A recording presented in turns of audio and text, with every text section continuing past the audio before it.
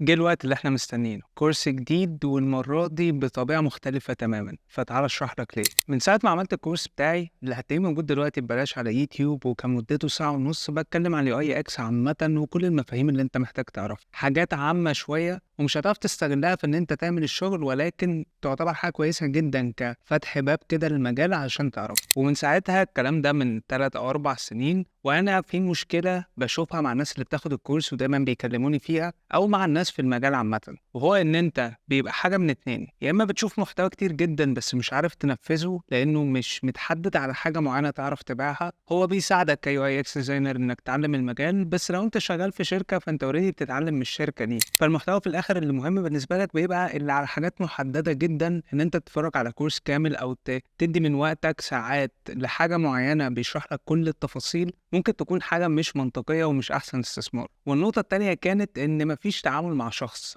في محتوى سواء على يوتيوب بلاش، أو حتى لو خدت كورس ودفعته بتفرج على الفيديوز اللي معمولة فيه، ولكن الحاجة مش مخصصة ليا. ولو عندي أسئلة أو استفسارات أو مشاكل وحاجات عايز حد يوضحها لي أكتر مش بتكون موجودة. عشان كده أنا قررت أعمل البوت كامب ده. ولاحظ انا قلت بوت كامب مش كورس، لان هو مش هيكون كورس في محتوى مسجل، ولكن الهدف من المحتوى المسجل ده انك تعرف ترجع تشوفه مره واثنين وثلاثه. ولكن اغلب البوت كامب هيكون لايف، هندخل على جوجل ميتس وهيبقى الشرح مباشر ولايف قدامك، ويبقى عندك الحريه انك تسال اي اسئله عنه. والنقطه الثانيه انه مركز على منتج معين، يعني مش هيكون على اليو اي اكس ولا هيكون على حاجه معينه في اليو اي اكس، ولكن هيكون على منتج انا شغال عليه بقالي سنتين وشايف ان هو دي مستقبل كبير جدا. الماركت فيه ما بيخلصش ودايما في طلب عالي جدا ومفيش ناس بتقدم الخدمة كفاية، وهو الويب ديزاين. الويب ديزاين من المجالات اللي تعتبر بومينج جدا بقالها فترة، ولأن أغلب الناس بتتجه للأب ديزاين والأبليكيشنز، في جاب كبيرة جدا في السوق في مجال الويب ديزاين. ناس بتحتاجه لأن أي بزنس أونلاين بيبقى موجود ليه ويب سايت بتاعه،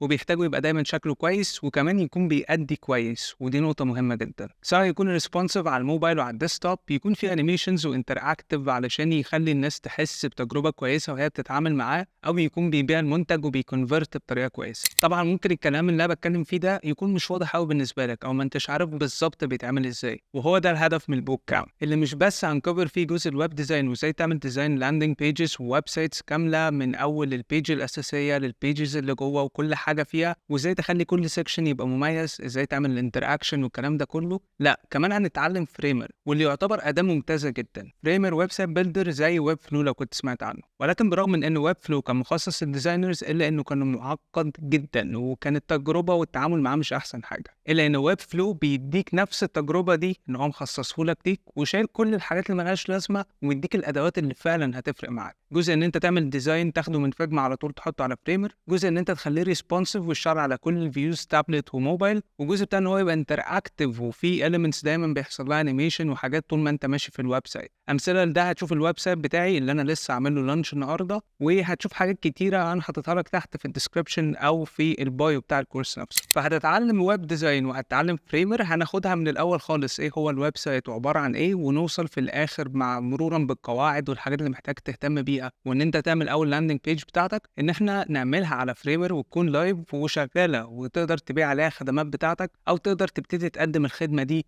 للكلاينتس بتوعك وتبيع لهم الويب سايت. اللي رينج الاسعار بتاعه بيبدا من $1000 وممكن يوصل لحد 5 و10000 على حسب الكلاينت نفسه ومدى تعقيد البروجكت اللي انت شغال عليه. مده البوك كامب بتاعنا هتكون اسبوعين، هيبقى فيها 4 سيشنز، كل سيشن فيهم من 3 ل 4 ل 5 ساعات على حسب الفيدباك بتاعتنا والمده اللي هنتعامل فيها، والمحتوى هنمشي فيه بسرعه عامله ازاي. وهيكون الهدف ان في اخره هتكون عرفت كل حاجه. مش بس كده، انت كمان هيكون معاك كونتنت بعد البوت كامب هيساعدك على ان انت تجيب كلاينتس، هيساعدك على ان انت تعمل لهم اونبوردنج وتبعت لهم بروبوزل، وهيساعدك على ان انت تمانج البروجكتس معاهم. فكل حاجه هتحتاجها من اول ازاي بتعمل ده وايه ده اصلا، لحد الكلاينت بتاعك هتعمل معاه ازاي وهتقفل معاه البيعه ازاي وتاخد الفلوس ان شاء الله، كل ده هيكون كفرد في البوت كامب. ده غير ان سعر البوت كامب بيعتبر اقل بكتير من اول بروجكت انت هتاخده بعد. والكبيره بقى ان بعد البوت كامب ده ما يخلص، من الناس اللي موجوده فيه في 3 اللي هيعملوا احسن بروجكتس في اخر البوت كامب هيشتغلوا على طول مع بروتوتايبس اللي بيجيبوا شغل الفريلانسرز من غير ما يعملوا اي حسل ولا يحتاجوا يتعاملوا ولا يتكلموا ولا يجيبوا كلاينت ولا اي حاجه خالص. كل اللي بيحصل ان هم بيشوفوا شغلك، ولو الشغل كويس هيماتش الشغل ده مع كلاينت محتاج ويب سايت،